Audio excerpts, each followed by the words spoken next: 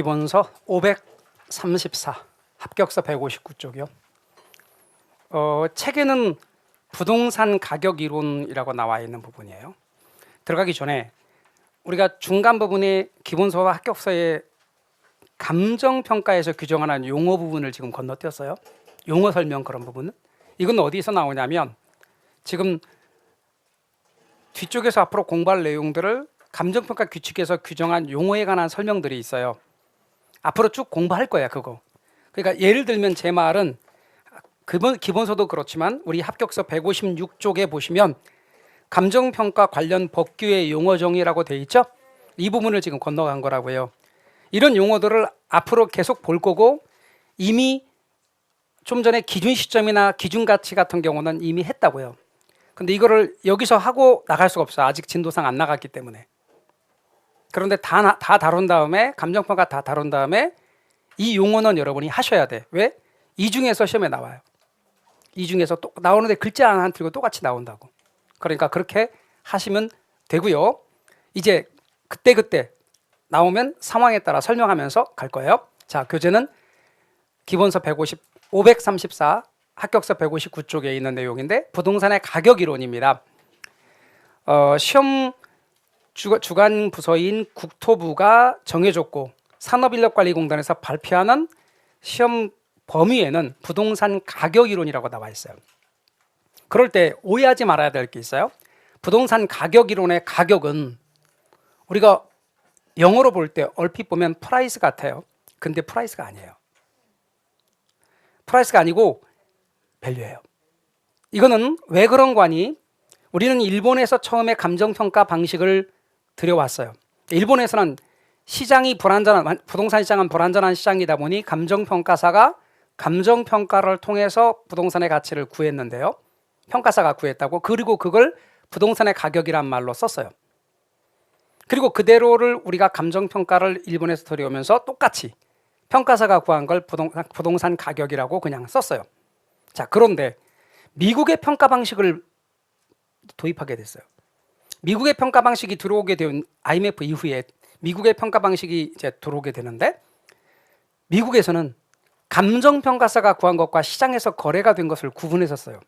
시장에서 거래가 되는 걸 프라이스라고 말하고 감정평가사가 구한 걸 밸류라고 하더라는 거죠. 그래서 그거를 일본의 평가 방식을 사용해서 가격이라 하던 것을 미국의 평가 방식으로 사용하면 시장에서 구한 것이 정해진 것이 가격이고 평가사가 구한 게 가치라고 해야 되기 때문에 지금까지 사용하던 가격은 이제부터는 가격은 프라이스고 시장에서 정해진 거고 평가사가 구한 건 가치다. 갑자기 확 바꿀 수가 없었어요. 그래서 가도기적 용어로 가액이란 말을 하나 만들어냈어요. 학자들이. 가액.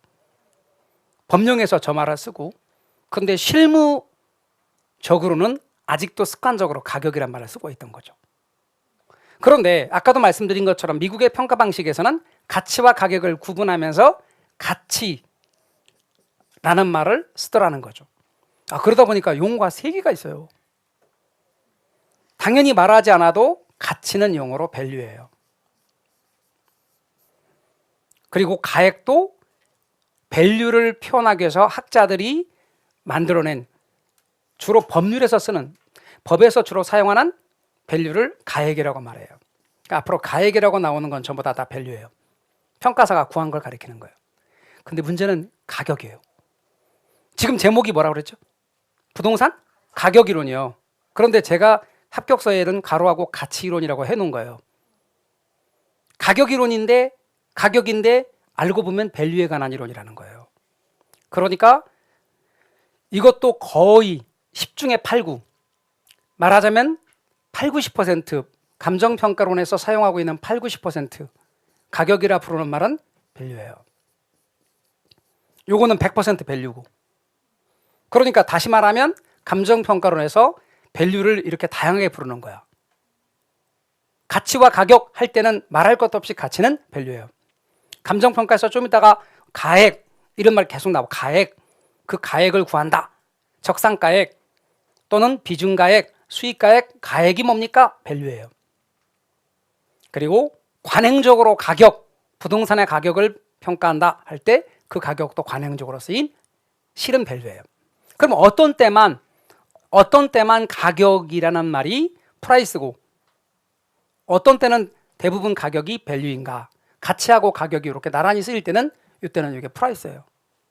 이럴 때만 이게 밸류고 이게 프라이스고요. 이럴 때 빼고 대부분의 부동산 가격이라 부르는 건 다 뭐다? 밸류라고 알고 계시면 돼요. 이게 우리가 우리나라에서 감정평가를 만들었으면 처음부터 용어를 하나로 만들었을 텐데 초창기는 일본 방식 따라가다가 나중에는 미국 방식의 용어들을 합치면서 오는 혼란이에요. 그런데 우리는 아직도 일본 방식의 평가 방식을 더 많이 따라가고 있어요. 그래서 용어들이 일본식 용어가 되게 많아요. 그다음 부동산 가치는 이제 여러분 헷갈리지 않도록 제가 부동산 가치라는 용어로 주로 쓸 건데 최근에는 부동산 가치라고 점차 많이 나오기 시작해요. 부동산 가치는 부동산을 소유함으로부터 앞으로 쭉 수익이 발생한다 치면 올해 1,000만 원, 내년도 1,000만 원 쭉 앞으로 발생할 거예요. 부동산 보유하는 동안 발생하는 그 수익들을 지금 돈으로 환산한 현재 가치, 장래이익의 현재 가치. 이게 뭐다? 부동산의 가치 개념으로 보는 거예요. 장래이익의 현재 가치. 그래서 부동산의 가치를 소유권 가치라고 말해요. 개념 정의를 하시고요. 그 다음에 여러분 우리 가격과 가치를 구분을 해보려고 해요. 가격은 프라이스, 가치는 밸류인데요. 가격은 뭐냐면 과거. 예를 들어서 2022년 7월 1일은 지났죠. 그날 2022년 7월 1일 날 매수인에게서 매도인에게로 1억이 넘어갔고 매도인에게서 매수인에게로 소유권이 넘어갔다고 가정을 해봐요. 그때 그 과거에 거래가 된 값 1억을 뭐라고 한다? 네, 가격, 프라이스라고 그래요. 그리고 그 거래 과정에 갑하고라고 거래하는데 거래 과정에 공인중개사 병이 참여했거든요. 그때 그런 가격 정보를 제일 많이 갖고 있는 병이라는 사람이 전문가예요. 그래서 공인중개사가 전문가고요. 가치는 장래이익을 현재 가치로 환원한 값, 이걸 환산한 누가? 평가사가. 그래서 평가사가 전문가예요. 대상부동산에 대한 현재 가치예요. 현재 값이에요. 평가사가 전문가고요. 가격은 수요가 많으면 올라가고요. 공급이 많으면 떨어지고 그래요. 최근에 지역에 따라서, 모든 지역은 아니에요. 지역에 따라서 전문가들 가운데는 부동산 가격이 바닥을 쳤다고 보는 사람도 있어요. 그래서 최근에 아파트 중심으로 특정 지역에 그렇게 떨어지던 가격이 멈추고 약간의 상승세를 보이는 경우도 있거든요. 그러면 수요가 많으면 가격이 올라가요. 공급이 많으면 가격이 떨어져요. 수요 공급에 따라 정해져요. 가치와 가격 사이는 오차가 존재할 수 있어요. 가격은 구체적으로 가치가 화폐를 통해서 나타난 거예요. 1억 이렇게. 자, 질문합시다. 1억은 주관적이에요? 객관적이에요? 객관적인 거잖아. 추상적이에요? 1억이 추상적이에요? 구체적이에요? 구체적이죠. 그래서 객관적이고 구체적인 값이에요. 그런데 장래이익의 현재 가치, 이거는 평가사가 구하는데 장래이익의 현재 가치를 구할 때 평가사 값과 을이 다를 수 있어요. 주관이 개입될 여지가 있고요. 추상적이에요. 저것에 비해서 주관적이고 추상적이에요. 그 다음에 가격은요. 일정 시점에 2022년 7월 1일 날 1억 원의 거래가 됐기 때문에 일정 시점에 하나만 존재해요. 물론 가격도 시점을 달리하면 달라질 수 있기는 해요. 그러나 가치는 일정 시점에 놓고 봐도 예를 들면 토지가 있는데요. 이 토지를 감정평가하는데 수용할 목적으로 보상을 해야 될 거 아니에요? 수용한 다음에 수용하고 보상할 목적으로 감정평가하는 걸 보상평가라 그러고 그렇게 구한 가치가 보상가치거든요. 그것하고 여기다가 세금을 부과하기 위해서 감정평가했다. 세금을 부과하기 위해서 과세가치라고 하거든요. 그게 달라. 이놈을 담보로 은행으로부터 돈 빌리려고 그래요. 감정평가를 해야 되는데 담보평가를 통해서 구한 담보가치가 또 달라. 그러니까 봐요. 세금 부과를 위한 가치, 과세가치와 방금 담보 능력이 있는가를 위한 담보가치와 보상하려고 위한 보상가치가 다르다는 뜻이에요. 다 달라. 평가 목적에 따라. 얘는 그래서 가치가 여러 가지라 해서 가치의 다원적 개념이라고 불러요. 그래서 여러분 양자 비교하셔야 되고요.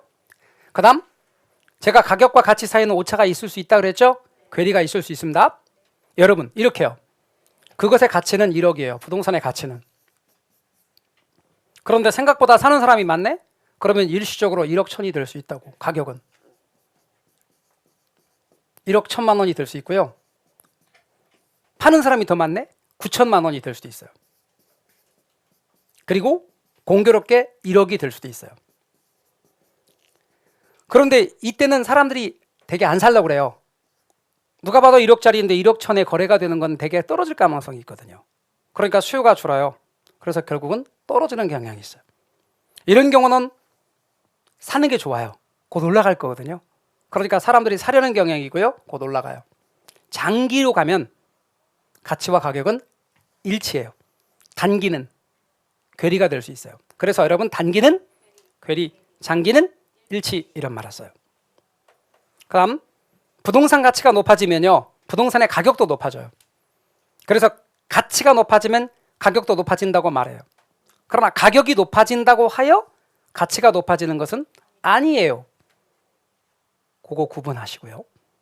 그다음 부동산 가치의 특징 내지는 이중성도 이야기를 해보겠습니다. 여러분 시장에서 부동산이 이렇게 부동산과 현금의 교환이 이루어진단 말이에요. 그래서 시장에서 거래가 되는 걸 우리가 교환이란 말을 쓰는데 교환의 대가, 그걸 교환 가치라 그래요. 교환 가치. 그리고 사용에 대한 대가, 용익에 대한 대가를 사용 가치. 여러분 예를 들어서 여러분께서 중고 물건 같은 경우를 뭐 당근마켓 이런 데다가 내놨다 쓰고 근데 아직 쓸만해. 나는 10만 원 주고 샀거든. 근데 깨끗하게 썼어. 근데 조금 실증 나서 딴 걸로 바꾸고 싶어. 그래서 내가 사용하던 것인데 7만 원에 내놨어. 멀쩡해. 그럼 누군가가 그걸 산대. 그거는 뭐도 있고 사용 가치도 있고 교환 가치가 있는 거야. 근데 딱 봐도 상태가 안 좋아. 아직은 쓸만한데 이런 건 뭐로 내놔야냐면 돈 받고 내놓지 않고 그쵸 기부로 해야 돼. 그죠? 네. 그런데 이런 것도 있어요. 저 인사동에 가면 혹시 호롱이라고 아세요? 아는 분도 있고 모르는 분도 있구나. 호롱불 할 때 호롱이라고 있어요. 옛날에 거기다 이렇게 등유라고 그러면 그런 걸 넣어서 이렇게 한지로 심지를 만들어서 키든 막 끓음도 올라오고 그렇습니다. 그런 호롱 같은 거 팔아요. 가면 있어요. 그러면 이제 그 호롱 같은 거 판다고 골동품이야. 근데 요즘에 그걸 쓰진 않죠. 그러니까 걔는 사용 가치는 없어. 근데 뭐가요? 골동품? 교환 가치가 있는 거지. 제 말 이해가 되셨어요? 사용 가치란과 교환 가치라는 의미를 알아두세요. 저 교환에 대한 대가인 교환 가치를 가액이라 그래. 영어로 뭐라고 한다 그랬죠? 밸류야, 밸류. 그다음에 용익에 대한 대가라 사용 가치라 그러는데 그걸 임료라 그래요. 잠깐만 저를 보실래요? 자, 여러분 부동산을 빌려주고 그 대가로 받는 걸 임대인 입장에서 받는 걸 뭐라고 부르고? 임대료라고 부르고. 그러면 부동산을 빌리고 그 대가로 지불하는 건 뭐라고 부르고? 임차료라고 불러야 하지. 그래요, 안 그래요? 빌려준 사람 입장에서는 임대료, 빌리는 사람 입장에서는 임차료. 우리 현실에서 임차료라는 말 많이 써요, 안 써요? 주로 임차인도 임대료라 그러잖아. 우리나라 용어는 약간은 그런 부분은 앞으로 고쳐 나가야 될 측면이 있어요. 힘센 쪽 위주의 용어가 많아요. 또 지배자, 강자, 그래서 비대칭 구조를 갖고 있는 용어들이 좀 많아요. 그래서 그런 건 좀 고쳐 나가야 될 부분들이에요. 일본에서는 용어 가운데 가치 중립적 용어가 많아요. 누구 입장의 용어도 아닌, 임대료도 임차료도 아닌 두 가지를 같이 일컫는 말 임료라고 표현해요. 임료. 그래서 여러분 감정평가에서는 우리가 일상에서 쓰는 임대료를 감정평가에서는 임료라고 한다고. 저 임대료야. 또는 임차인 입장에서 임차료야. 임료입니다. 교환의 대가 아닌. 영어로 뭐라고 그게? 렌트 그냥. 렌트. 그럼 이제 질문합시다. 여러분. 닭하고 달걀이 있다면 민법식으로 말해봅시다. 닭하고 달걀. 민법식으로 말합시다. 물건을 구분할 때, 물건이라고 하고요. 물건을 구분할 때 동산과 부동산이 있고 주물과 종물이 있고 원물과 가실이 있죠. 그러면 닭과 달걀의 관계를 굳이 물건으로 빗대서 말하면 닭은 원물이고 달걀은 과실인 거잖아요. 그렇죠? 그렇게 말할 수 있죠. 그러면 원금과 이자를 말할 때 얘가 과실이라면 얘는 뭐죠? 이게 눈에 보이는 원물이라고? 원본이라고 하는 거예요. 이거를 원본이라고 해요. 원본이란 말 민법 26회 기출에서 나왔어요. 진짜요? 그래서 여러분 원본이라고 해. 그런데 참고로 개론해서 질문하지 마요. 민법을 제발. 공법도 개론해서 좀 질문 좀 하지 마시고. 다시 이게 과실이면 이게 원본이라고. 그렇게 놓고 보면 가액과 임료의 관계도 무엇과 무엇의 관계다. 임료가 과실이라면 가액은 원본인 거지. 그래서 원본과 과실의 관계다 이렇게 말해요. 그 다음 여러분 부동산의 가치는 소유권의 가치예요. 소유권을 넘겨받았다고 해요. 그 소유권의 가치예요. 구체적으로 소유권 가치란 권리이익의 가치라는 거예요. 권리라 하면 물권을 중심으로 하지만 채권까지 포함되고요. 이익의 대표적인 예를 한다면 권리금을 생각해 볼 수 있어요. 이 부동산이 1억이라네요. 그러면 1억 주고 넘겨받을 수 있는데 권리금이 1,000만 원 형성됐대요. 1억 1,000이 있어야 넘겨받을 수 있죠. 부동산의 가치는 1억 1,000인 거예요. 그래서 이 대표적인 이익의 대표적인 예는 권리금까지도 이야기할 수 있어요. 아울러 부동산 가치는 변해요. 1억이던 놈이 곧 있다가 1억 1,000이 될 수 있고 1억 2천이 될 수 있거든요. 그러니까 여러분 부동산 가치는 변한다가 변동의 원칙이에요. 아무것도 아니야. 좀 이따가 변동의 원칙 얘기할 거거든요. 변동의 원칙이 뭔가요? 부동산 가치는 변한다는 원칙. 자, 그래서 부동산이 1억이라고 말할 때는 언제 1억인지를 말해줘야 돼요. 질문합시다. 평가의 기준이 되는 날짜를 뭐라고 말한다 했죠? 기준 시점을 명시해줘야 돼요.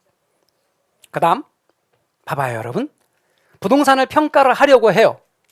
부동산을 평가를 하려고 하는데 이 부동산을 평가할 거거든요. 근데 언제 평가하냐면 2023년 3월 2일 날 평가를 하는 거예요. 그런데 똑같은 놈이 2022년 3월 2일 날 1억 원에 거래가 됐었네. 그럼 얘도 1억이라고 말하면 안 되죠. 왜? 1년 동안의 가격 변동이 있으니까. 가격 변동률을 살펴봤거든요. 10% 올랐네. 그러면 얼마라고 말하는 게 좋겠다? 1억 1,000이라고 말하는 게 좋겠다는 거예요. 그러니까 사례는 1억에 거래가 됐으나 그것을 기준으로 해서 그동안의 가격 변동 부분을 감안하여 1억 1,000으로 바꾸는 것을 시점 수정이라 그래요. 뭐라고 한다고요? 시점 수정이라고 해요. 이렇게 시점 수정을 해야 되는 중요한 근거가 부동산 가치가 변하기 때문에 그래요. 안 변하면 그냥 1억이라고 하면 돼. 그런데 부동산 가치가 변하니까 시점 수정이라는 걸 해야 된다고요. 그러면 시점 수정이 뭔가 또 뒤에서 다음 주에 또 설명해. 제가 오늘 설명했지만 여러분은 까먹을 예정이니까 또 설명을 할 거란 말이에요. 자, 그 다음 또 부동산 가치는 이럴 수 있습니다. 여러분 개별적인 동기나 특별한 어떤 사정이 개입되기 쉬워요. 질문합시다. 여러분 가족 간의 거래를 하면 좀 싸게 거래가 됐을 가능성이 있죠. 친구 간의 거래가 되면 좀 싸게 거래가 될 수도 있잖아요. 갑자기 사정이 생겨서 급매를 할 때 좀 싸게 팔 수 있죠. 자, 여러분 친구 간의 거래인데 20% 싸게 거래가 된 거래. 그런데 8억 원의 거래가 됐대. 친구 무진장 절친. 그런데 친구 간에 거래가 됐는데 8억의 거래가 됐대. 근데 그게 20% 싸게 거래가 된 사례래. 원래 얼마였을까요? 원래 10억이었겠지. 그게 아직 와닿지 않을 수도 있어요. 좀 집에 가면서 와닿을 수도 있긴 한데 20% 싸게 거래가 된 게 8억이면 원래는 10억이었겠지. 이렇게 원래 상태로 돌려놔야 돼. 뭐가 개입됐으니까? 사정이 개입됐거든. 친한 사이라는 그 사정이 개입됐거든. 무지 친한 절친이라는 사정이 개입됐어. 가족 간의 거래라는 사정이 개입됐거든. 무진장 급한 사정상 급매라는 사정이 개입됐거든. 그래서 그거를 그렇지 않는 정상적인 거래 상태로 바꿔놓는 걸 사정보정이라고 그래요. 그래서 앞으로 사정이 개입됐을 때 그 사정이 개입되지 않은 상태로 바꿔놓는 것, 그걸 뭐라고 한다고? 사정보정이라 그래요. 이 최소 4개는 여러분이 좀 알고 계셔야 돼요. 그러면서 여러분 부동산의 가치는 이렇게 수요 공급에 따라 부동산 가치가 정해지지만 이 가치는 다시 수요 공급을 통해서 또 서로 영향을 주고받거든요. 그걸 이중성이라는데 이거 정리할 때 좀 이따 정리할 때 정리 또 할 거거든요. 그때 한 번 더 말씀드리기로 해요. 에듀윌 유료 회원만의 라이브 클래스 두 번째 시간 보겠습니다. 이제는 이제 머리 앞에 세로 갑니다. 자, 정신 차리시고 이번에 합격 진도 나갑시다. 누구세요? 전 애들 교수인데요. 제가 늘 가까이 있으니까 이번엔 합격. 집에서도 학원처럼 공부하는 혜택. 오직 에듀윌 유료 회원에게만. 에듀윌. 우와, 진짜 가까이 계시네요. 그다음 시장 가치 얘기 좀 합시다. 감정 평가라 하면 시작할 때 감정 평가라 하면 토지 등의 경제적 가치를 판정해서 그 결과를 가액으로 표시하는 것 할 때 경제적 가치는 시장 가치라고 그랬죠. 평가사가 구한 그 경제적 가치를 시장 가치로 보는 거예요. 그런데 그 시장 가치적 의미는 어떤 의미를 담고 있느냐? 이렇게 장황해. 감정 평가에 관한 규칙 제2조 1호에 있는 내용입니다. 결론부터 말씀드리면 저거 외우셔야 됩니다. 그런데 여러분은 세 가지 중에 선택하십시오. 첫 번째, 이걸 그냥 다 외운다. 두 번째, 저기에 나오는 다섯 가지가 뭐냐면 대상 물건의 시장성, 두 번째 통상적인 시장, 세 번째는 출품기간의 합리성, 네 번째는 거래의 자연성, 다섯 번째는 당사자의 정통성, 대통출거당을 확인한다. 대통출거당을 확인한다. 세 번째는 길다라고 한다. 그냥 길다라고. 자, 길잖아요. 길다라고 한다. 이 셋 중에서 선택하세요. 어느 게 제일 좋아요? 길다. 자, 근데 길다도 기준은 좀 정해줘야 돼요. 그냥 길다라고 하고 넘어가면 안 돼. 왜냐면 긴 게 많거든. 그러니까 얼마만큼 긴지는 좀 알고는 계셔야 돼요. 여러분, 시장 가치를 기준하는 문장이 실제 공인중개사 시험에 등장했는데, 여러분 공인중개사 산업인력공단에서 시험 보는 시험지는 규격이 있어요. 시험지 규격이 있다고. 그게 일반 바깥에서 나와 있는, 그러니까 통용되는 일반 시험지 사이즈나 이런 것들이 아니라 그 산업인력공단의 공인중개사 시험지 규격이에요. 그게 딱 정해져 있다고. 그리고 글자 크기 포인트도 정해져 있어요. 이번에는 종이를 작게 했다가, 이번에는 크게 했다가, 글자를 크게 했다가 작게 했다가 안 그런다니까? 똑같아. 그렇게 몇 줄 나왔다? 4줄 반 나왔어요. 이거 기술하면 4줄 절반 정도 된다고.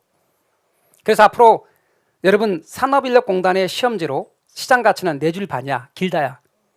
그러면 에듀윌의 모의고사는 산업인력공단의 시험지 규격은 아니에요. 왜냐면 그게 통용되는 종이가 아니다 보니. 그러면 그보다 조금 작아. 일반적으로 우리가 보통 말하는 큰 소위 8절이라고 말하는 그런 종이에요. 거기에 글자 포인트가 실제 시험보다 조금 작아.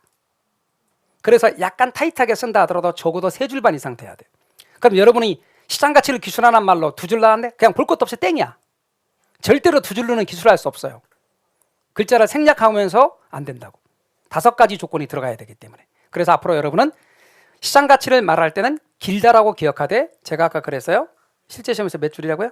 4줄 반. 이게 부동산 학교론 전체를 통틀어서 제가 여러분에게 길다라고 말하는 유일한 하나야. 딴 거는 길다라고 말하지 않아요. 이렇게 기억하시고. 자, 그 다음 만약에 여러분 두 번째 것 아까지 5가지 조건을 체킹한다면, 첫 번째 대상 물건, 두 번째 통상적인 시장, 세 번째 충분한 기간, 그리고 정통한, 그리고 자발적인 거래. 이게 뭐냐면 5가지 대통출거당을 가리키는 거예요. 첫 번째는 시장성이 있어야 돼요. 그 말은 봐요 여러분, 시장성이 있단 말은 시장에서 거래가 되는 것이라야 돼요. 교회, 학교, 사찰, 시청 같은 공공청사, 이거는 시장 가치로 구할 수 없어요. 시장성이 없어서. 두 번째는 통상적인 시장이 뭔 말이냐면 여러분과 저와 같은 보통 사람들이 참여하는 일반적인 시장을 말하는 거예요. 그래서 통상적인 시장, 일반적인 시장, 보통의 시장. 세 번째는 출품기간의 합리성이란 시장에 나와 있는 시간, 시장 노출 시간. 너무 길어도 안 돼. 너무 짧아도 안 돼. 그래서 적정한 시간, 주거용 정상적인 경기일 때 약 2-3달 정도 되는 그 정도의 기간. 출품기간의 합리성. 네 번째는 거래의 자연성이란 자연스러운 거래라 해야 돼. 강요된 거래 안 돼요. 갑돌이가 을돌이한테 부동산 파시오. 그러니까 을돌이가 그냥 안 팝니다. 그러면 되는데 아무래서 땡땡거렸어. 그래서 갑돌이가 을돌이 사무실에 찾아갔죠. 정중하게 을돌이 사무실의 책상에 정중하게 발을 올리고, 그리고 오른 주먹으로 을돌이 쥐어받고, 그리고 왼 주먹으로 한 번 더 쥐어받고 그러면서 정중하게 말했습니다. 사장님 도장 찍으시죠. 그랬더니 벌벌 떨면서 질질하면서 도장 찍었다. 이건 안 돼. 그러니까 경매에 의해 정해진 가격은 시장 가치가 될 수 있다요, 없다요? 그게 고민되신 분, 우리 집 경매로 팔렸으면 좋겠다는 분 손 들어봐요. 나는 꼭 우리 집은 경매로 팔렸으면 좋겠어 하시는 분 손 들어봐요. 없잖아. 그러니까 시장 가치 될 수 있다, 없다? 없다. 경매에 의해 팔린 가격은 시장 가치 될 수 없다. 왜? 자발적인 거래라 해야 돼. 그 다음에 당사자의 정통성이란 말은 뭐냐면요, 정확하게 알고 거래가 된 거라 해야 돼. 실제로 그런 거 있대잖아요. 뭐 어떤 사람이 뒤져보니까 이상한 그림이 있어서 뭐야 이거 내 버리긴 좀 아깝고, 근데 어떤 사람이 그걸 알아보고 팔으라 그래갖고 그것도 20만 원 쳐준다 그래서 팔았잖아. 기분 엄청 좋게. 그러면 사람 말이 바보 같은 게 그걸 그림이라고 사다니, 알고 보니까 피카소 그림이래잖아요. 2억이 시가가 2억 이렇게 된다는 거 아닙니까? 그러니까 모르면 2억짜리를 20만 원에 팔 수도 있어요. 근데 그렇게 거래가 된 건 정상적인 가치가 아니라는 거야. 그 부동산에 대해서 정확하게 아는 사람이 거래가 정상적으로 이루어졌을 때 가치를 말한다는 거죠. 그러니까 여러분, 대통출거당이라니까. 이 대통출거당이 다 있어야 되기 때문에 길다고요. 그러면 여러분은 이 문장 그대로 외던가 아니면 대통출거당을 체킹하던가, 적어도 아니면 길다라고 기억해달라는 거지. 시장 가치는 길다. 됐나요? 감정평가는 말이죠, 시장 가치를 기준으로 평가해요.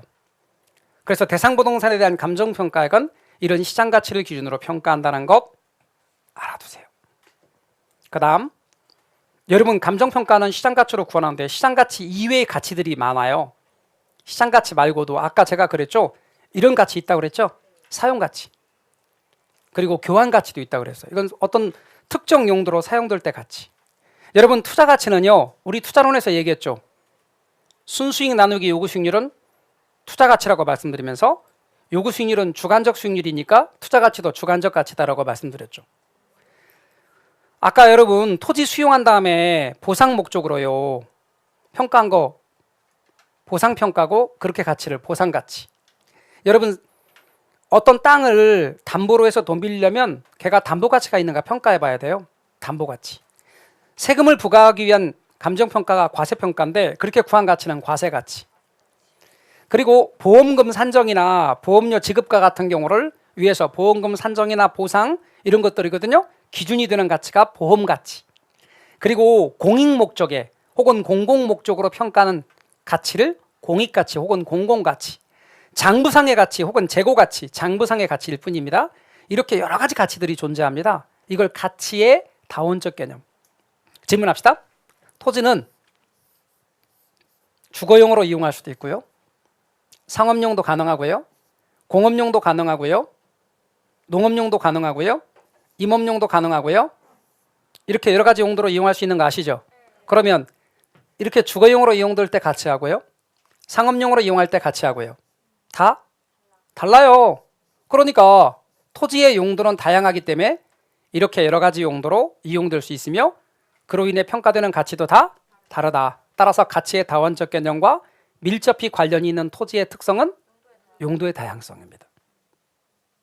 같은 토지라도 용도를 달리함에 따라 가치가 달라질 수 있는 거예요.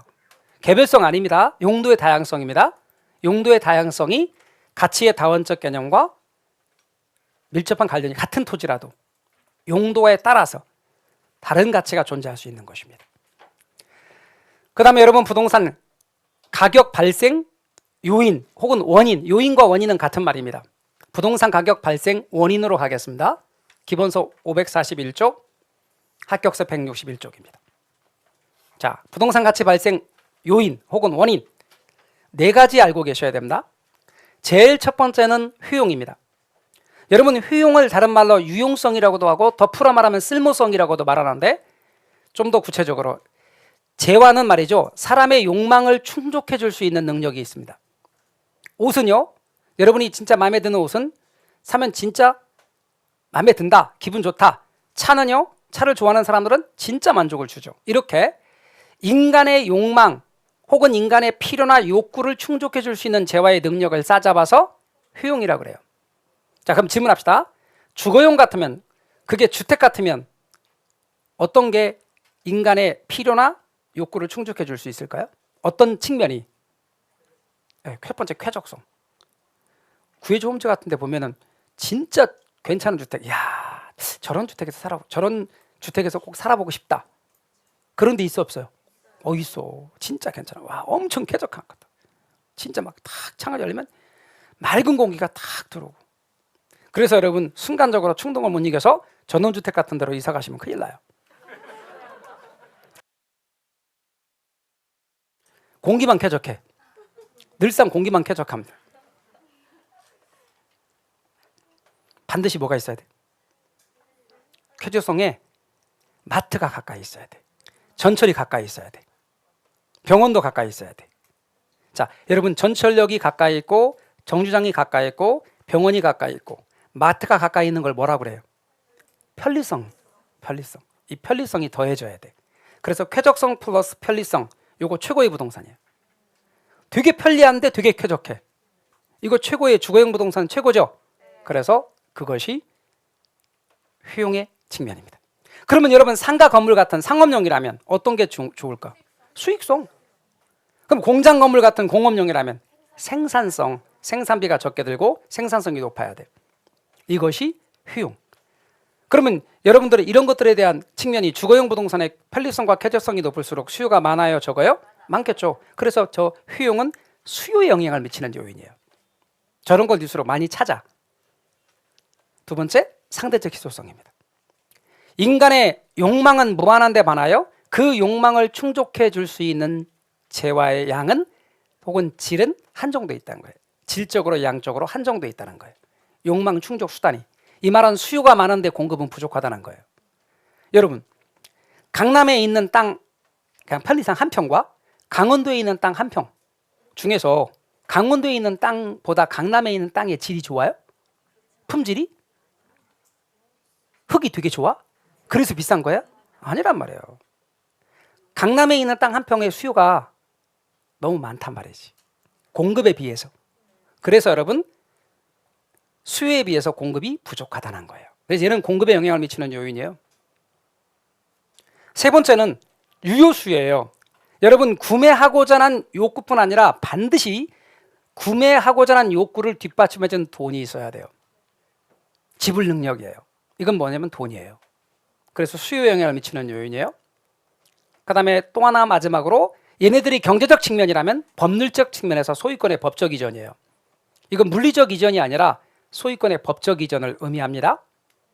그러니까 부동산 가치 발생 요인은 효, 상, 유, 이 어느 하나의 가치가 정해지는 게 아니고 이들의 상호 결합으로 가치가 발생한다는 거예요. 어느 하나만, 이 중에 어느 하나만 있어도 가치가 발생한다가 아니라 이들의 상호 결합으로 가치가 발생한다. 항상 잊지 마세요. 그래서 앞으로 부동산 가치 발생 요인은 이렇게 할 거예요. 효, 상, 유, 이 그렇게 할 거예요. 그냥 어떤 분은 여기도 효용이 유용성이고 여기도 유효수요니까 유유상이라고 기억하시는 분이 있어요. 발음하기 쉽고 말하기 쉬우라고. 그러나 시험에는 유용성이라고 잘 안 나와. 효용이라고 나와. 그러니까 효상유이라고 시험에 나오는 대로 반복하세요. 외우시지 못해도 돼요. 제가 회상유이라고 앞으로 할 거예요. 자, 효용, 상, 상대적 희소성, 유효수요, 이전성. 이들의 상호결합으로 가치가 발생하는 거예요. 이 중에 어느 하나만 있어도 가치가 발생한다? 아니고요. 이들의 상호결합으로 가치가 발생한다? 이러셔야 돼요. 직장 다니면서 시험 합격하기가 쉽지 않아요. 혼자 공부하면 물어볼 데도 없고 에듀윌 유료 회원은 평일 야간에도 심지어 주말에도 밀착 관리를 해주니까 의지가 많이 됐어요. 에듀윌은 합격의 지름길입니다. 그래서 부동산 가치 결정 과정을 정리해 드릴 거예요. 정리하면서 2장 전체 체계도 잡아봐요. 지금 우리가 배우고 있는 파트가 2장인데 이 전체 체계도 같이 잡아볼게요. 잘 보세요. 부동산 가치를 직접적으로 결정하는 요인, 그게 부동산 가치 발생 요인이에요. 그럼 부동산 가치 발생 요인에 영향을 미치는 요인, 그게 부동산 가치 형성 요인이에요. 그러니까 흐름이 이래요. 부동산 가치 형성 요인이 부동산 가치 발생 요인에 영향을 미쳐요. 그리고 수요와 공급을 통해서 부동산 가치를 결정해요. 이 과정에서 가치 원칙이 쭉 작용해요. 13가지 원칙이. 방금 제가 부동산 가치 발생 요인은 수요 공급을 통해서 가치를 결정한다 그랬어요. 그러면 이 부동산 가치는 다시 수요 공급을 통해서 부동산 가치 발생 요인에 영향을 미쳐요. 얘가 이렇게 영향을 미치고 이렇게 영향을 미치는 걸 피드백 관계라 그래요. 그러면서 여기에 가치의 이중성이라 그래요. 가치의 이중성이 뭔 말이냐면 수요와 공급이 가치를 결정하고 가치가 수요 공급을 통해서 또다시 발생 요인에 영향을 미친다는 거거든요. 이게 가치의 이중성. 부동산 가치 발생 요인은 형성 요인에 영향을 미친다요, 안 미친다요? 안 미쳐요. 이거 안 미칩니다. 이쪽으로. 그러면 부동산 가치 발생 요인 4개 말해봐요. 효, 상, 유, 이. 효가 뭐예요? 효용. 상은 상대적 희소성. 유, 유효수요. 이, 이전성. 계속 우리가 반복할 겁니다. 효, 상, 유, 이. 질문이요. 이 중에 어느 하나에 의해서 가치가 발생한다? X. 그러면 어떻다? 상호결합으로 가치가 발생한다. 그 다음 질문.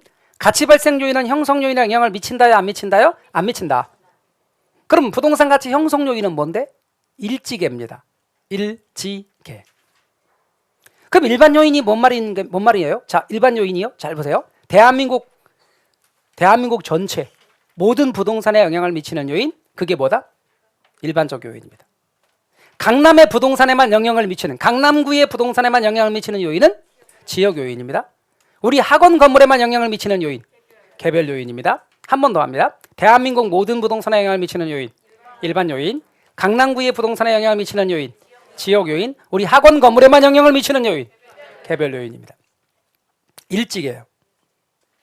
그 중에서 가치 형성의 지역 요인, 말하자면 강남구에 영향을 미치는 요인을 분석하는 걸 지역 분석이라 그래요. 우리 학원 건물에만 영향을 미치는 요인을 분석하는 건 개별 분석이라 그래요. 질문합시다.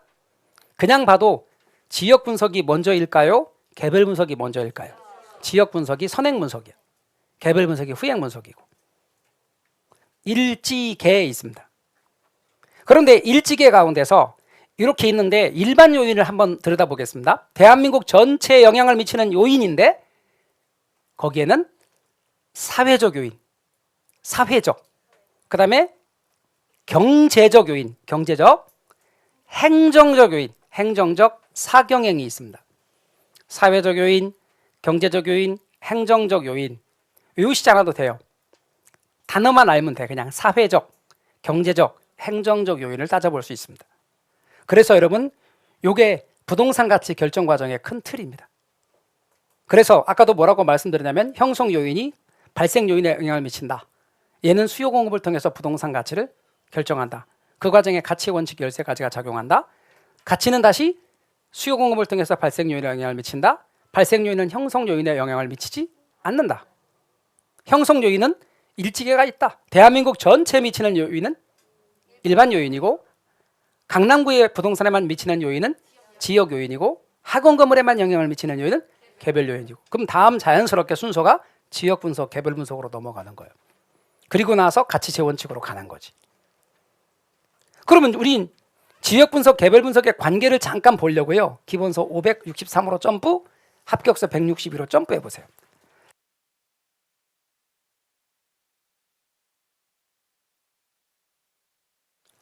기본서 563이나 합격서 162를 보시면 표가 있죠. 그거 잠깐 할게요. 먼저 지역 분석과 개별 분석을 구분할 거예요.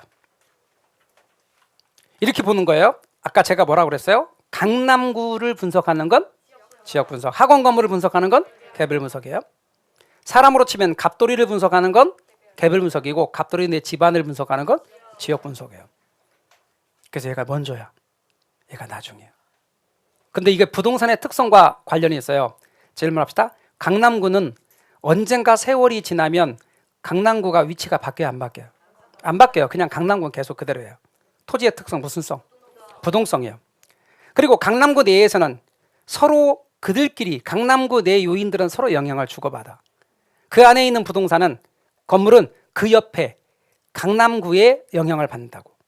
내에서. 걔가 말이죠, 그렇게 가치가 높은 이유는 건물이 엄청 좋은 시멘트로 만들어서가 아니라는 거예요. 그 주변에 영향을 받아요. 그 인접성 때문에. 그래서 여러분 부동성 인접성과 관련이 있는 거예요. 첫 번째는 부동성 인접성이에요. 그 다음에요. 그 부동산에만 영향을 미치는 요인은 개별 분석이라고 그랬어요. 그걸 분석하는 건. 이건 개별성하고 관련이 있어요. 개별성이에요. 분석의 순서가 지역 분석이 먼저랬죠. 그걸 선행 분석이라고 그래요. 개별 분석은 나중이니까 후행 분석이라고 그래요. 그 다음 분석의 내용이요. 얘는 대상 지역을 분석한다고. 대상 지역. 얘는 가치 형성에 얘는 지역 요인이에요.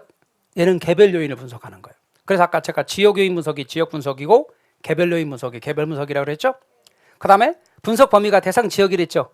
대상 지역이니까 전체적, 광역적, 거시적 분석이에요. 얘는 대상 부동산 자체니까 부분적이고 구체적이고 미시적 분석이에요.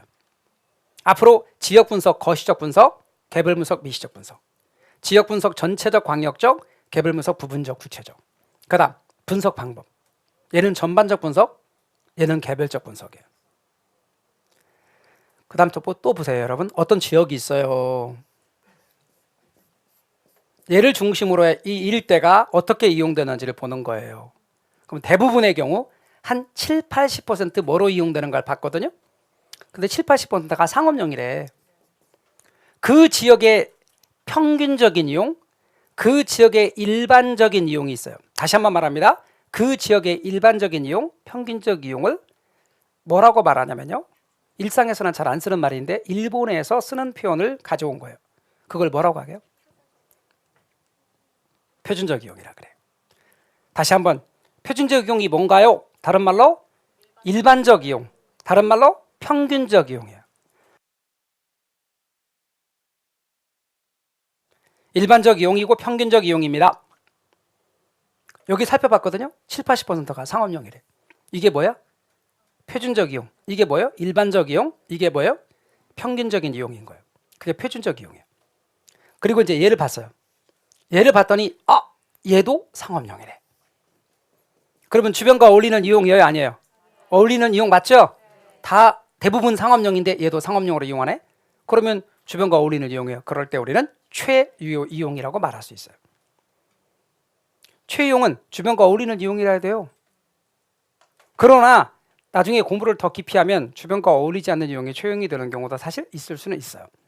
그래서 최이용을 판정할 때는 그래서 항상 지역 분석을 통해 표준적 이용을 먼저 판정하고 개별 분석을 통해 최이 이용을 판정하는 거예요. 그래서 옛날에는요, 사람을 넣어서 갑돌이 집안을 먼저 봤어요.